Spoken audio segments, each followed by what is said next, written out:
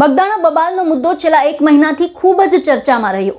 નવનીત બાલદિયા પર હુમલો થાય છે અને આ હુમલા બાદ કોળી સમાજ છે તે આખો એક થાય છે, ઉગ્ર આંદોલન થાય છે, સરકાર સુધી રજૂઆત પહોંચે છે।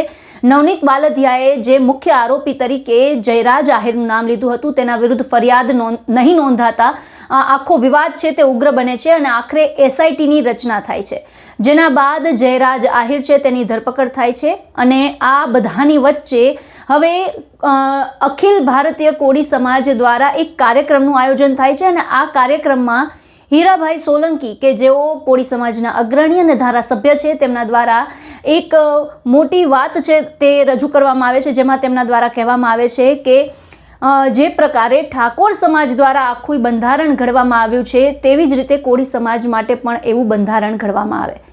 અને આ દરમિયાન તેમણે નવનીત બાલદિયાનું પણ નામ લીધું હતું। નવનીત બાલદિયાએ કોળી સમાજને એક કર્યો હોવાની તેમણે વાત કરી હતી। શું કહ્યું છે હીરાભાઈ સોલંકીએ, સાંભળો। આ તો ન્યાય અને અન્યાયની લડાઈ હતી અને આના નિમિત્ત બન્યા નવનીતભાઈ કે આટલા બધા ધારાસભ્યો ભેગા થયા, પ્રથમવાર ભેગા થયા હતા આટલા ધારાસભ્યો અને મંત્રીઓ અને એક સાથે રજૂઆત કરીને પડઘા પડ્યા। આપણે સાચા હતા ને, આપણે કોઈ જો એક વાત સમજો, આપણા સમાજને ક્યારેય કોઈનું ખોટું નથી કરવું। આ સમાજની લડાઈ પણ નહોતી, લોકો જે વિચારતો હોય વિચારવા દેવાનું, એમાં અમારે કઈ તકલીફ નથી। પણ ભગવાન ન કરે ને ક્યારેય કોળી સમાજ પર ક્યાંક અન્યાય થાય તે જે રીતે હમણાં જે એકતા બતાવી ને એવી એકતા બતાવજો, એ અપેક્ષા તમારે કઈ અખિલ ભારતીય કોળી સમાજ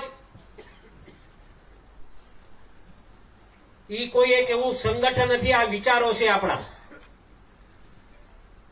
અને આ વિચારો આખા ગુજરાતમાં કોળી સમાજ માટે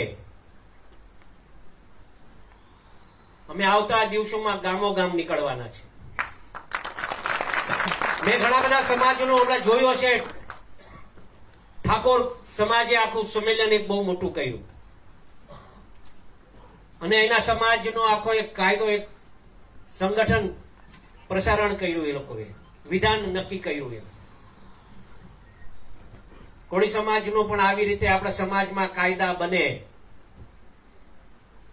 કુવ્યસનોથી આપણે દૂર રહીએ, આર્થિક કઈ રીતે સમાજ આગળ વધે અને કઈ રીતે આપણે બંધારણ આપણા સમાજનું નક્કી કરવું, એ દિશાએ આવતા દિવસોમાં એક ટીમ બનાવી અને આપણે આ દિશાએ હાલવા માટેના પ્રયત્ન આપણે સૌને કરવાના છે।